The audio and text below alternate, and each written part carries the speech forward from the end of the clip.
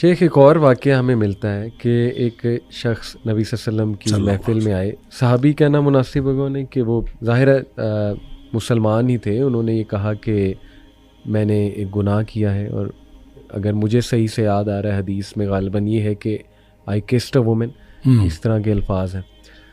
تو انہیں صحابی ہی کہیں گے؟ جی بالکل بالکل صحابی ہیں. تو نبی صلی اللہ علیہ وسلم خاموش ہو گئے غالباً. اس کے بعد نماز پڑھی گئی، اور نماز کے بعد واقعے میں آتا ہے کہ آیت نازل ہوئی اور نبی صلی اللہ علیہ وسلم نے اس کو یہ بشارت دی کہ آپ کا گناہ اللہ نے معاف فرما دیا. ایسا کچھ ہے؟ نہیں، وہ حدیث واقعہ کیا ہے؟ بالکل واقعہ ہے، اور لیکن اس میں ایسا ہے کہ اس نے اپنے گناہ کا ذکر کیا. ٹھیک ہے کہ میں اس طرح کا گناہ کر بیٹھا ہوں. تو نبی پاک صلی اللہ علیہ وسلم اس سے پوچھا کہ ہمارے ساتھ نماز پڑھی ہے؟ ٹھیک ٹھیک. اس نے کہا جی پڑھی ہے. بالکل. آپ فرمایا جا تیرا گناہ معاف. اللہ اکبر، اللہ اکبر، سبحان اللہ. تو اس کے لیے نبی کریم صلی اللہ علیہ وسلم نے فرمایا جو دو نمازوں کے درمیان گناہ آتے ہیں، جی، جب آدمی نمازیں پڑھتا ہے جی، تو ایک نماز سے دوسری نماز کے درمیان جو گناہ آتے ہیں وہ اللہ تعالیٰ معاف کر دیتا ہے. صحیح. دیکھیں پیوریفیکیشن کا ایک سسٹم ہے. صحیح. نماز بھی پیوریفیکیشن کا نظام ہے. بالکل ٹھیک. رمضان سے رمضان تک، جمعے سے جمعے تک. صحیح. یعنی ایک جمعہ پڑا ہے دوسرے جمعے تک. صحیح. ایک رمضان سے دوسرے رمضان تک. صحیح. ایک عمرے سے دوسرے عمرے تک. ایک حج سے دوسرے حج تک. صحیح. اچھا، یہ درمیان میں جتنے گناہ ہیں یہ جب اللہ تعالیٰ معاف کر دیتا ہے، جو حدیث میں آتا ہے، تو یہ صغیرہ گناہ ہے.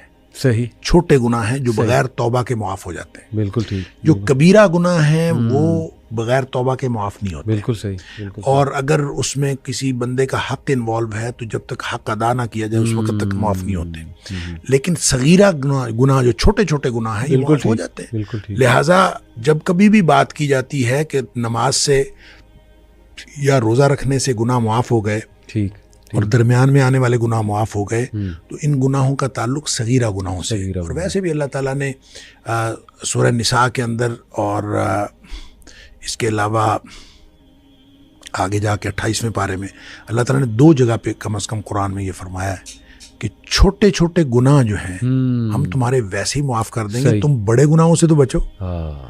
بڑے گناہوں سے تم بچ جاؤ، بالکل ٹھیک. چھوٹے گناہ ہم تو تمہارے ویسے ہی معاف کر دیں. صحیح. اس لیے یہ تو ایک بڑا شاندار سسٹم ہے، پیوریفیکیشن کا نظام ہے. نماز دیکھیں، نماز کے بارے میں ایک حدیث آتی ہے، میں اس حدیث کو جب پڑھتا ہوں مزہ آ جاتا ہے کہ نبی کریم صلی اللہ علیہ وسلم نے فرمایا کہ تحترقون تحترقون، تم لوگ جل رہے ہوتے ہو. اب دیکھیں نبی اکرم صلی اللہ علیہ وسلم کا کلام وہ ہے جن کو اللہ نے فرمایا، اللہ تعالیٰ نے نبی پاک صلی اللہ علیہ وسلم فرمایا اللہ نے مجھے اوتیت جوامع الکلم، مجھے کلام کی جامعیت عطا کی گئی. یعنی تھوڑے الفاظ سے زیادہ مفہوم نکلتا ہے. وہ اللہ کے نبی دہرا رہے ہیں تحترقون تحترقون، تم جل رہے ہو، تم جل رہے ہو. گویا گناہوں کی بھٹی میں جل رہے ہو. حتی اذا صلیتم الفجر، یہاں تک کہ تم فجر کی نماز پڑھ لیتے ہو. غسلتھا، وہ اس کو دھو ڈالتی ہے. ثم تحترقون تحترقون، پھر تم نکلتے ہو تو پھر وہی دنیا ہے، وہی گناہ ہیں، وہی آنکھیں، وہی سماعتیں، کہاں کہاں تم پھر رہے ہو اور گناہ ہو رہے ہیں. شکر ہے آگے ظہر کی نماز کا وقت آ جاتا ہے. حتی اذا صلیتم الظہر غسلتھا، تم ظہر کی نماز پڑھتے ہو اس کو دھو ڈالتی ہے. یہاں اسی طرح نبی پاک صلی اللہ علیہ وسلم نے 5 نمازوں کا ذکر کیا. ثم تحترقون تحترقون، پھر تم گناہوں کی بھٹی میں جل رہے ہوتے ہو. آگے نماز آ جاتی ہے، غسلتھا، وہ اس کو دھو ڈالتی.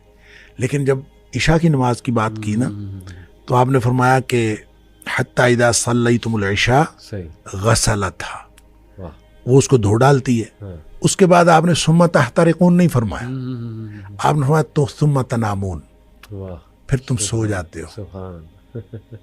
پھر تم سو جاتے ہو، پھر تم سو جاتے ہو. فرمایا پھر کچھ نہیں لکھا جاتا. یعنی پھر گویا وہ جو تحترقون ہو رہا تھا، گناہ ہو رہے تھے، وہ گناہ ختم ہو گئے. سوئے ہوئے کے آدمی کا تو کچھ نہیں لکھا جاتا. ویسے بھی نبی پاک صلی اللہ علیہ وسلم فرمایا رفع الاقلام عن ثلاث، 3 قسم کے لوگوں سے قلم اٹھا لیا جاتا ہے. تو سوئے ہوئے سے قلم اٹھا لیا جاتا، تمہارے اوپر کچھ نہیں لکھا جاتا. حتی تستيقظوا، جب تک تم جاگ نہ جاؤ اس وقت تک کچھ نہیں لکھا جاتا. اچھا، اس کا مطلب یہ ہے کہ جو نہیں سویا عشاء کے بعد تو وہ تو تحترقون تحترقون ہو رہا ہے.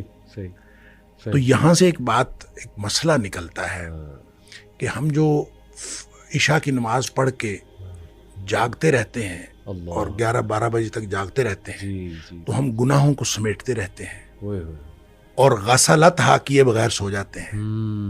یہ اتنا بڑا رسک لیتے ہیں ہم. ہوئے ہوئے، اس لیے نبی پاک صلی اللہ علیہ وسلم نے حضرت ابو ہریرہ رضی اللہ تعالیٰ عنہ کو فرمایا تھا کہ ابو ہریرہ سونے سے پہلے وطر پڑھنا نہ بھولنا.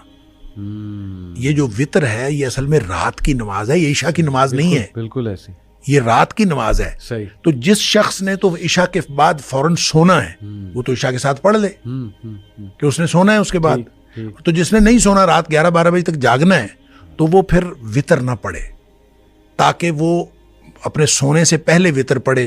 وہ جو جتنا کچھ تحت رقون ہوا ہو اس کو غسلتھا کر دے اور پھر آدمی سو جائے. کیا بات ہے. تو یہ پیوریفیکیشن کا نظام ہے، ایک تطہیر کا عمل ہے، اور یہ اللہ تعالیٰ نے سسٹم بنا دیا ہے، اور اسی سسٹم کے تحت ہے کہ بڑے گناہوں سے تم بچ جاؤ، چھوٹے اللہ تعالیٰ ویسے معاف کر دے گا. یعنی شیخ لاٹری لگی ہوئی ہے، اور یہ مطلب اللہ تعالیٰ ہدایت دے ہمارے ان بہن بھائی کو جو نماز ہی نہیں پڑھ رہے، یعنی کتنا بڑا وہ رسک لے رہے ہیں، سبحان اللہ. اور دیکھیں میں اکثر کیلکولیشن سے شیخ بتاتا ہوں کہ 1440 منٹ ہیں دن میں، تو ایک نماز مطلب 15 منٹ لگا لیں آپ. اگر چلیں مسجد آپ جا رہے ہیں، ویسے تو 10 منٹ میں بھی پڑھی جاتی ہے، میکسیمم 15 لگا لیں. 75 منٹ 1440 منٹ کا کتنواں حصہ ہے؟ یعنی کہ 6-7%. That's it.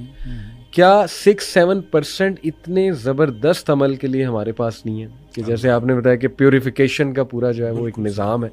اللہ توفیق بھی دے، ہدایت بھی دے.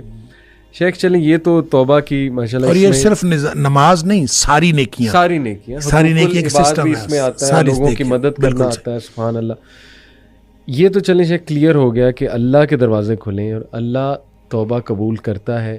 ناؤ اٹ ڈیپینڈس کہ ہماری کوالٹی آف ہم نے کب ہر طرف سے منہ موڑ کے اللہ کی طرف چلے جانا ہے. اور اس میں نا سبمیشن کی بات ہے نا، سبمیشن کی بات.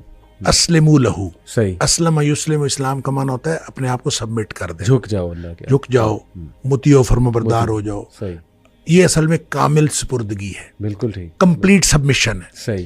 اس میں جب پارشل سبمیشن ہوتی ہے نا، صحیح، جزوی سبمیشن، صحیح، کہ میں آدھا کام اپنی مرضی سے کروں گا، آدھا اللہ کی مرضی سے کروں گا، یہ جزوی سپردگی بھی اللہ کو پسند نہیں ہے، اور سیزنل سپردگی بھی اللہ کو پسند نہیں ہے. سیزنل، یہ اچھا ورڈ یوز کیا. سیزنل مسلمان، رمضان مسلمان یا جمعہ مسلمان، کسی دن ہو گیا باقی دنوں چھوڑ دیا، کسی دن کر لیا کسی دن. اسی لیے نبی پاک صلی اللہ علیہ وسلم نے جو فرمایا نا، ان احب الاعمال ادومها وان قل، اللہ کو بہترین جو عمل پسند ہیں وہ ہیں جو ہمیشہ کیے جائیں، چاہے تھوڑے ہوں، تھوڑا تھوڑا عمل معمول کا حصہ ہو، آپ کریں، ہمیشہ کریں. تھوڑا عمل ہو جیسا بھی وہ اللہ کو پسند ہے. لہٰذا اللہ تعالیٰ کو کمپلیٹ سبمیشن والے مسلمان پسند ہیں، بالکل ٹھیک، نہ تو جزوی والے پسند ہیں اور نہ ہی سیزنل پسند ہیں. بالکل ٹھیک. جزاک اللہ.